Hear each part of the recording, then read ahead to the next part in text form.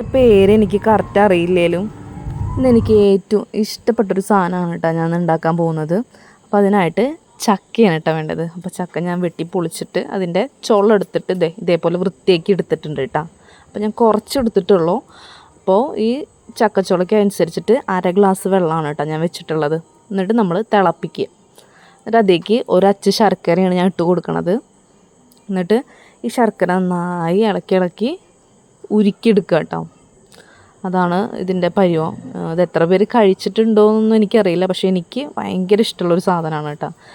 അതുകൊണ്ടാണ് ചക്ക കയ്യെ കിട്ടിയപ്പോൾ ആദ്യം തന്നെ ഇതുണ്ടാക്കാമെന്ന് കരുതിയത്. എന്നിട്ട് കുറുക്കിയെടുക്കണം കേട്ടോ. അപ്പോൾ ഇത് വെള്ളം പരുവാണ്. ഇത് നന്നായി തിളപ്പിച്ച് അതിൻ്റെ ഈ ചക്കയുടെ സത്തൊക്കെ അതിലേക്ക് ഇങ്ങനെ കിട്ടുകയെന്ന് പറയില്ലേ, ഇതേപോലെ ഇങ്ങനെ വയറ്റിയ പോലെ അങ്ങനെ എടുക്കണം കേട്ടോ.